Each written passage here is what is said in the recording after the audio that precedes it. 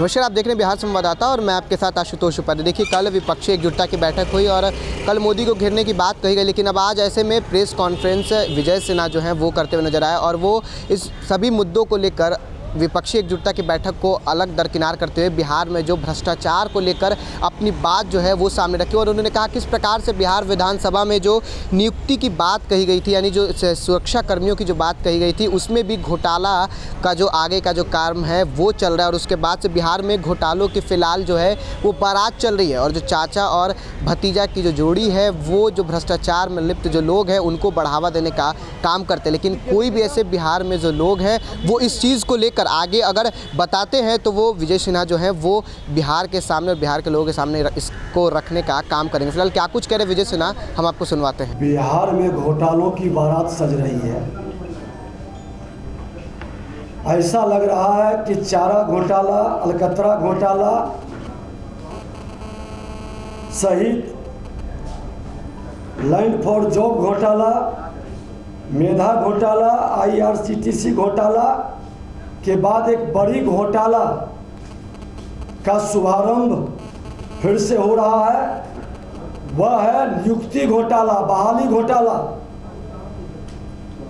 और ये बहाली घोटाला लोकतंत्र के, राज्य के सबसे बड़े मंदिर विधानसभा में होने जा रहा है। अभी आप 1600 करोड़ का एम्बुलेंस के टेंडर घोटाला को देखा। सरकार मौन है CBI से जांच पर, वो पीछे भाग रही है। जदयू के सांसद के द्वारा किस तरह से पैसे की लूट मिल करके 50-50% कमीशन खोरी है। सरकार 50-50 चल रही है। बीते दिनों अगवानी पुल पर ढहने पर भी प्राक्कलन और डिजाइन में घोर अनियमितता की बात जो सामने आई, सरकार ने भी स्वीकार किया, लेकिन CBI से जांच नहीं कराएंगे। आज ताजा मामला बिहार विधानसभा में सुरक्षा प्रहरी की बहाली से जुड़ा है। जो बातें जानकारी में आ रही है कि इसमें भ्रष्टाचार का नीतीश मॉडल सामने आ रहा है, जहां टेंडर निविदा प्राप्त करने वाली एजेंसी ही टेंडर निविदा की शर्तों को तैयार कर रहा है। इस विषय को लेकर हमने 23 जून को बिहार विधानसभा अध्यक्ष को भी एक पत्र लिखकर बहाली से जुड़ी जानकारी मांगी है, ताकि सच का पता चल सके। बिहार विधानसभा पटना के विज्ञापन संख्या NIT नंबर 14/22 के माध्यम से सुरक्षा प्रहरी की निविदा प्रकाशित हुई है और ऐसी सूचना मिली है कि निविदा की शर्तें चयनित एजेंसी ने बनाई है। विधानसभा सचिवालय द्वारा एजेंसी का चयन भी मनमाने और भेदभावपूर्ण रूप से किया गया है। एजेंसी को कार्य आवंटन के पश्चात निविदा शर्तों में सुधार किया गया, जो कि ऐसा नियम नहीं है, ऐसा कहीं नहीं होता है। जैसे विज्ञापन में जितना सुरक्षा राशि एजेंसी से जमा करानी थी, उसे अंतिम चयन के बाद बदलकर कम कर दिया गया। सुनने में तो आया है कि 72 लाख रुपया जमा करना था, उसको बदलकर 12 लाख कर दिया। आपने प्रारंभ में 72 लाख इसलिए रखा था कि और लोग नहीं आ सके। लोगों को रोकने के लिए, पारदर्शिता छुपाने के लिए, और बाद में आपने 12 लाख कर दिया। लोग बता रहे हैं ऐसा अधिकार किसने दिया है आपको, ताकि जो ये NIT की शर्तें बनाया वो उसमें अपना उतना स्पेस और जगह रखा, उसी को मिले और वही अपने हिसाब से बहाली घोटाला का खेल खेल सके। इस चयनित एजेंसी को कार्य प्रारंभ से समाप्ति तक अलग अलग कार्यों के लिए अलग अलग समय पर भुगतान के प्रावधान की शर्तों को भी बदल दिया गया।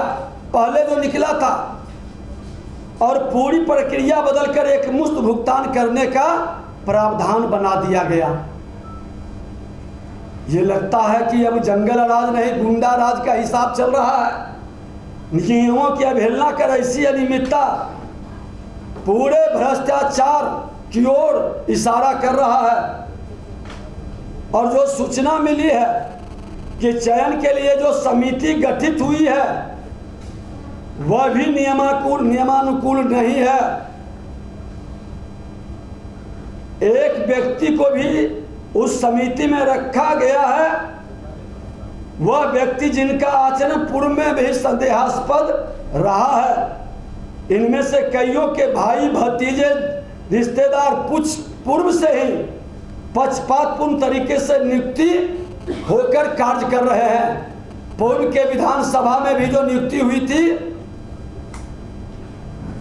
ये कमेटी जो चयन कमेटी में मेंबर थे वो अपने भाई भतीजा रिलेटिव को खुद चयन समिति में है और खुद अपने भाई भतीजा रिलेटिव को चयनित किए हैं। जब हम विधानसभा अध्यक्ष से आपत्ति हमने किया है और हमने फाइल पर लिख दिया था कि पहले की बहाली घोर अनियमितता का शिकार है, आगे से इस तरह की प्रक्रिया नहीं अपनाई जाए। और चयन कमेटी जब बने तो विपक्ष और सत्ता पक्ष के लोग के बैठक करके एक पारदर्शी और नहीं तो एक उचित एजेंसी जो ईमानदारी पारदर्शिता के साथ चयन करे उसके जिम्मे देना चाहिए। अपने कर्मचारी चयन आयोग है, बीपीएससी है, कई इस तरह की व्यवस्था है, आखिर उससे बहाली क्यों नहीं? और बहाली के लिए चयनित एजेंसी को कार्य का अनुभव भी नहीं है। ये भी घोर आश्चर्य है। अनुभवहीन एजेंसी को बहाली के लिए दिया गया है ताकि सत्ता में बैठे लोगों के इशारे पर जैसे वो चाहे उस तरह से बहाली करे। पूर्व में भी सभी काम पूरा नहीं कर पाने के विरुद्ध इनके ऊपर कार्रवाई भी चल रही है। पहले भी कहीं इस तरह के ये प्रयास किए थे, वहाँ पे कार्रवाई का इन पर आरोप भी लगा हुआ है। उसके बाद भी इस एजेंसी को दिया गया है। और ऐसे एजेंसी को देना, ये दाल में काला नहीं, पूरी दाल काली है। घोर अनियमितता का ये वातावरण विधानसभा के अंदर जो लोकतंत्र का सबसे बड़ा मंदिर राज्य के अंदर है वहाँ हो रहा है। बहाली के नाम पर सभा सचिवालय के कर्मियों और पदाधिकारियों द्वारा एजेंटों के माध्यम से बेरोजगार युवाओं से नौकरी के नाम पर वसूली की बात भी पूरी चर्चा में चल रही है। इसकी भी जांच होना आवश्यक है, क्योंकि कई बच्चे को ठगने का खेल शुरू होगा। आज मैं कहना चाहूँगा मीडिया के बंधुओं से कि जो खोजी पत्रकारिता को धार देते हुए इस मुद्दे को भ्रष्टाचार की जानकारी आप प्राप्त कर सकते हैं कि सच क्या है। और जिन खोजा तिन पाइयाँ गहरे पानी पैठ, मैं उनको जरूर सम्मानित करूंगा। आपको मिल जाएंगे जिन लोगों से पैसे ठगे जा रहे हैं विधानसभा के अंदर। पहले भी बिहार विधानसभा में जो चयनित प्रक्रिया पारदर्शिता में नहीं होने के कारण विवाद में रहा, कई विवाद तो हमारे सामने विधानसभा अध्यक्ष के रूप में भी आया। कई पत्र आरटीआई से मांगा जिसका जवाब भी नहीं दिया गया था। निगरानी थाना में मामला भी दर्ज हुआ है, उसको लेकर के पहले से व्याप्त अनियमितता के आलोक में तत्कालिक अध्यक्ष होने के नाते हम संचिका में यह निर्णय भी दिया था कि चयन प्रक्रिया को पारदर्शी बनाने हेतु एक सर्वदलीय समिति बनाई जाए जिसके देखरेख में प्रक्रिया पूरी हो। जिस प्रकार से परिवारवाद, भाई भतीजावाद, जातिवाद और चयन प्रक्रिया में भ्रष्टाचार के योग प्रतिभावान युवाओं का चयन नहीं हो रहा है, यह दुर्भाग्यपूर्ण सुशासन के माथे पर कलंक है। मुख्यमंत्री जी का भ्रष्टाचार पर जीरो टॉलरेंस एक बेईमानी है। खोल करके ये सिर्फ नारा लोगों को सुनाने के लिए है, अंदर खाने कुछ और हो रहा है। सर एजेंसी कौन है, कब वैकेंसी निकला था, कितना पोस्ट? आपको ये जानकारी दे दें कि कलकत्ता की एजेंसी है, ये NIT नंबर 14/22 है। आप निकाल करके इसको देख लेंगे और वो डिटेल भी मैं व्हाट्सएप पर डाल देता हूँ, पूरा डिटेल भी, पूरी जानकारी भी इसके संदर्भ में आप वहाँ के सेक्रेटरी से, अध्यक्ष से प्राप्त कर सकते हैं। एजेंसी का नाम क्या है? हम बता दें, आपको भेज देते हैं। वो कलकत्ता की कंपनी है, बड़ी नई कंपनी है।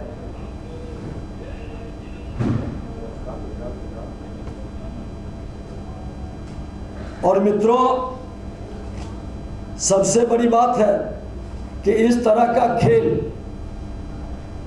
आवेदन भी मंगा लिया गया है। ये तो कुछ लोगों ने हमें जानकारी दी है, जो प्रेस मीडिया के माध्यम से हमने कहा है कि भ्रष्टाचार से संबंधित जानकारी आप हमें उपलब्ध कराएं। तो बिहार के प्रतिभा को बचाने वाले कुछ लोगों ने ये डिटेल लाया है और इस डिटेल की जानकारी, इसकी जांच की हम मांग करते हैं। ये पूरी प्रक्रिया को रद्द करके पारदर्शिता के साथ बहाली का उचित BPSC कर्मचारी आयोग पारदर्शिता के साथ इसकी बहाली हो और इसका डिटेल हम आपको उपलब्ध करा देंगे। NIT में बदलाव का किसी को अधिकार नहीं है और ये बदलाव हुआ है तो गलत है। उस बदलाव का हम घोर विरोध करते हैं। इसकी जांच की भी जरूरत है। इसमें जो लोग संलिप्त हैं उनका पिछला भी इतिहास, भूगोल जांचा जाए। उनके संबंधी कितने लोग विधानसभा में इसी तरह के एजेंसी से बहाल हुए हैं, उसकी भी जांच आवश्यक है।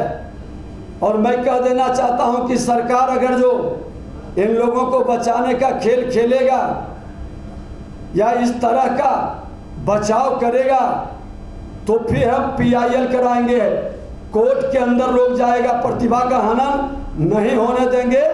मैं चाहता हूं बहाली हो, मैं चाहता हूं कि प्रतिभा का सम्मान हो, लेकिन चचा भतीजावाद कर करके पैसे की वसूली और प्रतिभा का हनन मैं कतई स्वीकार नहीं करूंगा। 50-50 का कमीशन खोरी है और दोनों मिलकर के एक सूत्री अभियान है। हर निविदा के अंदर सिर्फ कमीशन खोरी, घोटाला, पार्टनरशिप। पहले कमीशन लिया जाता था, अब तो सीधे उसमें पार्टनरशिप का रोल अदा किया जा रहा है।